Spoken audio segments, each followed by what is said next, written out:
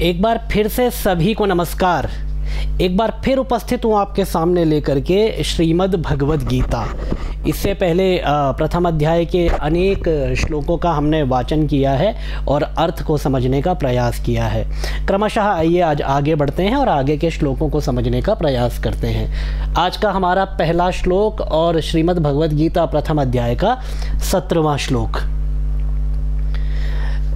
काश्यश्च परमेश्वासः शिखण्डी च महारथः धृष्टद्युम्नो विराटश्च सात्यकिश्चापराजितः द्रुपदो द्रौपदेयाश्च सर्वशः पृथ्वीपते सौभद्रश्च महाबाहुः शंखान दध्मुः पृथक पृथक। शंखनाद की बात चल रही है। सबसे पहले गंगापुत्र भीष्म ने शंखनाद किया और उसके बाद फिर पांडवों ने शंखनाद किया। गंगापुत्र भीष्म ने जो शंखनाद किया था वह दुर्योधन को प्रसन्न करने के लिए किया था, लेकिन जो कुरु सेना है और जो पांडव सेना है उन्होंने इसको युद्ध का प्रारंभ मान लिया और अपने अपने शंखों का नाद प्रारंभ किया। तो इसी क्रम में आगे बढ़ते हैं। काश्यश्च परमेश्वासः। सबसे पहले ये वाला शब्द लेंगे, पृथ्वीपते। हे पृथ्वीपते। संजय धृतराष्ट्र को कह रहे हैं कि हे राजन, पृथ्वीपति अर्थात राजन, हे राजन। काश्यश्च परमेश्वासः। परम ईश्वासः। देखिए, परम और ईश्वासः। ईश्वास कहते हैं धनुष को, ईश्वासः। तो परम ईश्वासः, बड़े धनुष वाले काशीराज और शिखंडी, महारथी शिखंडी ने अपने अपने शंखों का नाद प्रारंभ किया। अब ये जो महारथी शिखंडी है ये पिछले जन्म में तो एक स्त्री थी और इस जन्म में भी यह राजा द्रुपद के घर जब पैदा हुई तो कन्या के रूप में पैदा हुई। बाद में एक यक्ष के द्वारा इसको पुरुषत्व प्रदान किया गया, जो कि आजकल कॉमन है, जेंडर चेंज जो सर्जरी होती है, तो महाभारत में उसका वर्णन आता है। एक यक्ष के द्वारा इसको स्त्री से पुरुषत्व में इसको बदला गया।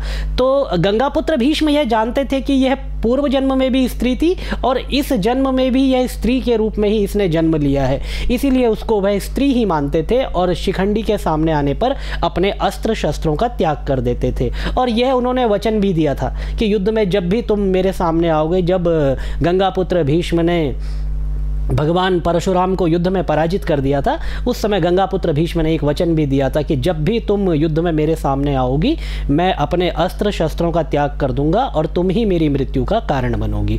तो ये शिखंडी, अभी यहाँ पर महारथ उसके लिए शब्द का प्रयोग किया गया है, महारथी है, लेकिन इसी जन्म में और पूर्व जन्म में यह एक स्त्री थी।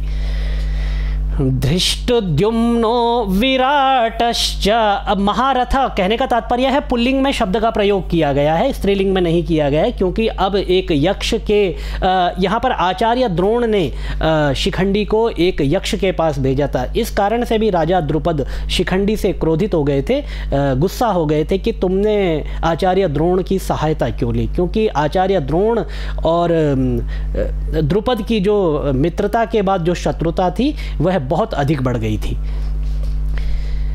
धृष्टद्युम्नो विराटश्च। किस किस ने शंख बजाए कहते हैं? धृष्टद्युम्न ने शंख बजाया और विराट नरेश ने शंख बजाया और अपराजित जो सात्यकी है, सात्यकी अपराजित क्यों है? क्योंकि सात्यकी ना तो कौरव सेना का सैनिक है ना पांडव सेना का सैनिक है, यह नारायणी सेना का सैनिक है और नारायणी सेना सदैव अपराजित रही है, कभी भी किसी से पराजित नहीं हुई है, इसीलिए सात्यकी के लिए यहाँ पर विशेषण दिया गया है अपराजित। फिर और किस किस ने शंख बजाया? द्रुपदो, महाराज द्रुपद ने शंख बजाया। द्रौपदेयाश्च, द्रौपदेय जो द्रौपदी के जो पुत्र थे, 5 पुत्र, उन्होंने भी अपने शंख का नाद किया। द्रुपदो द्रौपदेयाश्च सर्वशः, चारों ओर से शंख बजने लगे। पृथ्वीपति हमने प्रारंभ में ले लिया संबोधन के रूप में। और किस किस ने शंख बजाया? सौभद्रश्च, सुभद्रा पुत्र महाबाहु, बड़ी बड़ी भुजाओं वाले अभिमन्यु ने शंख बजाया। शंखान ददमुह पृथक पृथक, इतने सारे योद्धाओं ने पृथक पृथक अलग अलग अपने अपने शंखों का नाद किया। शंखान ददमुह पृथक पृथक। आगे बढ़े अगले श्लोक की तरफ, ये इसी का पदच्छेद है। सघोषो धार्तराष्ट्राणां हृदयानि व्यदारयत्, नभश्च पृथिवीं चैव तुमुलो व्यनुनादयन्। सघोषो धार्तराष्ट्राणाम, अब कौरवों का जो शंखनाद था, यद्यपि गंगापुत्र भीष्म ने जो शंख बजाया था वह दुर्योधन को प्रसन्न करने के लिए बजाया था, प्रत्युत्तर जो पांडव सेना ने जो शंख बजाए वह युद्ध का आरंभ जान करके बजाए थे। तो भयंकर तुमुलो व्यनुनादयन, आकाश और पृथ्वी के बीच का जो हिस्सा है इसको पूरी तरह से इस तुमुल नाद ने, शंख नाद ने गुंजायमान कर दिया था। भयंकर शब्द यहाँ पर उत्पन्न हुआ। और जब यह भयंकर शब्द यहाँ पर उत्पन्न हुआ तो सघोषो धार्तराष्ट्राणाम हृदयानि व्यदारयत्। सघोषो, इस घोष ने धार्तराष्ट्राणाम, अब इस शब्द का अर्थ देखिए, धार्तराष्ट्राणाम, सीधे सीधे इसका अर्थ अगर आप करेंगे तो निकल करके आएगा धृतराष्ट्र के पुत्रों के हृदय को इसने विदारित कर दिया, विदीर्ण कर दिया। इस शंखनाद ने, जो पांडव सेना की तरफ से जो शंखनाद हुआ था उसने धृतराष्ट्र के जो पुत्र थे उनके हृदय को विदीर्ण कर दिया। लेकिन यहाँ पर सुनाने वाले संजय हैं और सुनने वाले हैं सम्राट धृतराष्ट्र। तो संजय सीधे सीधे धृतराष्ट्र को ये नहीं कहेंगे कि धृतराष्ट्र के पुत्रों के हृदय को विदीर्ण कर दिया या आपके पुत्रों के हृदय को विदीर्ण कर दिया, ये थोड़ा व्यवहारिक नहीं लगता है। तो यहाँ पर जो व्याख्याकार व्याख्या करते हैं, ये धार्त राष्ट्र शब्द का अर्थ करते हैं धार्त, धारण कर लिया है, जिन्होंने राष्ट्र को जिन्होंने धारण कर लिया है, कैप्चर कर लिया है। किस प्रकार? अन्यायपूर्वक जिन्होंने भूमि को अपने वश में कर लिया है, इंद्रप्रस्थ को अपने वश में कर लिया है, ऐसे जो योद्धा थे उनके हृदय को विदीर्ण कर दिया इस पांडव सेना के शंखनाद ने। सघोषो धार्तराष्ट्राणाम हृदयानि व्यदारयत्, नभश्चा पृथ्वीं चैव तुमुलो व्यनुनादयन्। नभ और पृथ्वी के बीच का जो हिस्सा था उसको पूरी तरह से गुंजायमान कर दिया था। नभश्च, नभ और पृथ्वी, पृथ्वीं चैव तुमुलो व्यनुनादयन्। अब दुर्योधन के मन में भय क्यों उत्पन्न हुआ? देखिए, जब भी कोई अन्यायपूर्वक कार्य करेगा, गलत कार्य करेगा, तो उसके मन में भय सदैव बना रहेगा। रावण भी जब सीता का हरण करने के लिए गया था तो हरण करते समय इधर उधर देखता है, थोड़ा सा भयभीत होता है, क्योंकि उसको भी पता है 14 शास्त्रों का ज्ञाता क्या यह नहीं जानता कि मैं एक अकेली परस्त्री का हरण कर रहा हूं, यह गलत है या सही है? लेकिन उसके मन में भी अपने कार्य के प्रति भय था, क्योंकि वह गलत कार्य कर रहा था, इसीलिए उसका हृदय भी वहां पर भयभीत था। इसी तरह से दुर्योधन को भी पता है कि मेरी सेना का बल कितना भी बड़ा क्यों ना हो, लेकिन मैं अधर्म का साथ लेकर के चल रहा हूं और साथ में मैंने जो कार्य किया है वह सही नहीं है, इसीलिए उसके मन में भय व्याप्त हो गया। आइए आगे बढ़ते हैं। श्रीमद् भगवद गीता यही शिक्षा देती है। अब देखिए अर्जुन क्या करता है, अथ व्यवस्थितान् दृष्ट्वा धार्तराष्ट्रान् कपिध्वजः प्रवृत्त शस्त्र संपाते धनुरुद्यम्य पांडवः अथ व्यवस्थितान् दृष्ट्वा, अथ धार्तराष्ट्रान् व्यवस्थितान् दृष्ट्वा, धार्तराष्ट्रान् धृतराष्ट्र के पुत्रों की सेना को अर्थात कुरु सेना को व्यवस्थित देख करके, युद्ध के लिए सज्ज देख करके, तैयार देख करके, जो पूरी तरह से युद्ध के लिए, क्योंकि शंखनाद का केवल गंगापुत्र भीष्म को पता है कि उन्होंने ये उत्साह के लिए बजाया है दुर्योधन के, लेकिन बाकी सभी तो यही समझ रहे थे कि युद्ध प्रारंभ होने वाला है। तो इससे जब पांडवों की तरफ से जब शंखनाद किया गया तो कुरुसेना भी व्यवस्थित हो गई कि अब युद्ध होने वाला है। उनको युद्ध के लिए व्यवस्थित देख करके कपिध्वजः, कपिध्वजा यहाँ पर अर्जुन का विशेषण है। कपि अर्थात वानर और ध्वजा अर्थात झंडा, जिनके झंडे पर वानर, कपि अर्थात कपिश्रेष्ठ पवन पुत्र हनुमान विराजमान है, ऐसे अर्जुन को कहा जाता है कपिध्वजः। तो कपिध्वजा से यहाँ पर ये कहने का प्रयास किया गया है कि जिनके रथ की ध्वजा पर कपि अर्थात पवन पुत्र हनुमान विराजमान थे, ऐसे अर्जुन ने क्या किया, प्रवृत्ते शस्त्र संपाते धनुरुद्यम्य पांडव, अपना धनुष की तरफ उनका हाथ गया और अपना धनुष उठा करके प्रवृत्त हो गए युद्ध में। अर्जुन का हाथ अपने गांडीव की तरफ गया और गांडीव को उठा करके वह भी युद्ध के लिए तैयार हो गए। ऐसा कौन तैयार हो गया? ऐसा तैयार हो गया कपिध्वजा पांडवः अर्थात कपिध्वज, जिसकी ध्वजा पर हनुमान जी विराजमान है, ऐसा पांडव अर्थात अर्जुन युद्ध के लिए धनुरुद्यम्य धनु को, अपने धनुष को हाथ में लेकर के तैयार हो गया। और उसके बाद कहता है, श्री कृष्ण से कहता है, ऋषिकेशं तदा वाक्य मिदमाह महीपते, हे महीपते, महीपति यहाँ पर धृतराष्ट्र के लिए कहा गया है कि हे, संजय कहते हैं कि हे महाराज धृतराष्ट्र। ऐसा करने के बाद अर्जुन ने ऋषिकेशम तदा वाक्यम इदम आह, तब ऋषिकेश भगवान श्री कृष्ण से उन्होंने यह वाक्य कहे। अर्जुन ने भगवान श्री कृष्ण से यह वाक्य कहे। क्या वाक्य कहे वो आगे आएंगे। ऋषिकेश शब्द का अर्थ पिछले वीडियो में भी बताया था। ऋषिक अर्थात इंद्रियां और ईश अर्थात स्वामी, जो इंद्रियों का स्वामी हो जाए, जो इंद्रियों को जीत ले, इंद्रियां जिसके अनुसार चले, जो इंद्रियों के अनुसार ना चले बल्कि इंद्रियां उसके अनुसार चले, उसको ऋषिकेश कहते हैं। आइए आगे बढ़ते हैं।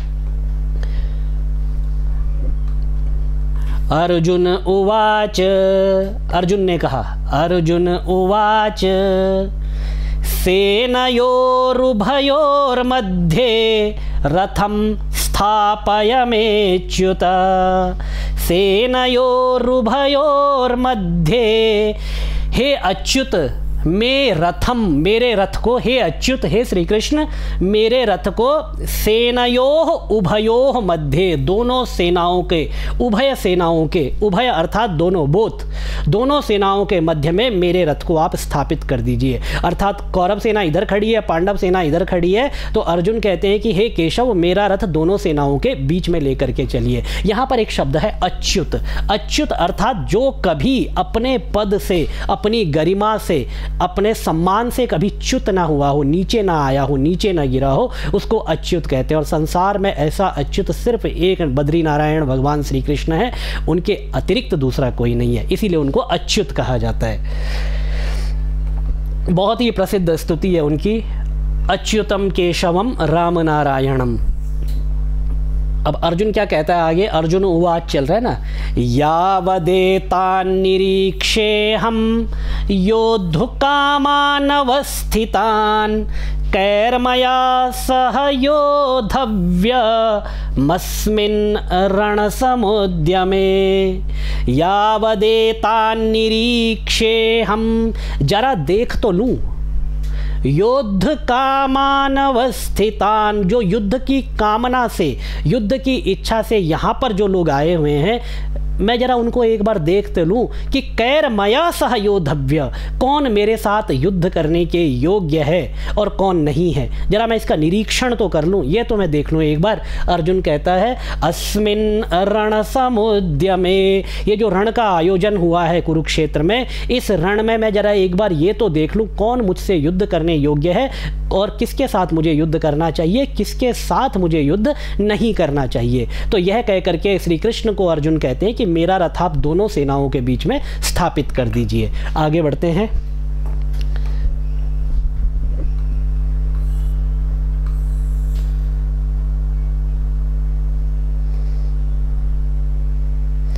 योत्स्यमानानवेक्षेऽहं य एतेऽत्र समागताः धार्तराष्ट्रस्य दुर्बुद्धेर्युद्धे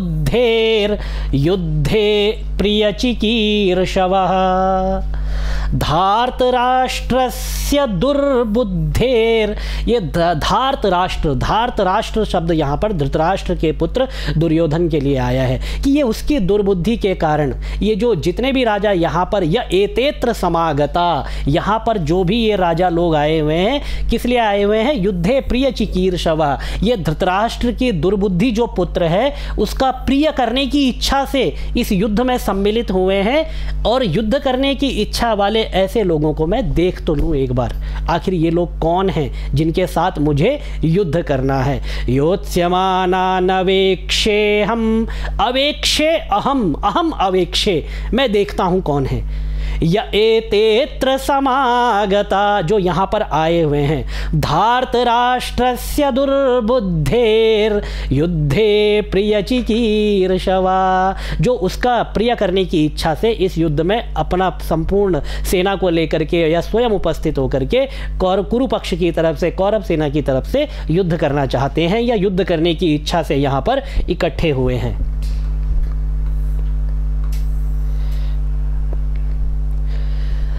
संजय उवाच, संजय उवाच, अब संजय आगे बताते हैं कि अर्जुन के ऐसा कहने पर आगे क्या हुआ। तो संजय उवाच एवमुक्तो ऋषिकेशो गुडाकेशेन भारत सेनयोरुभयोर्मध्ये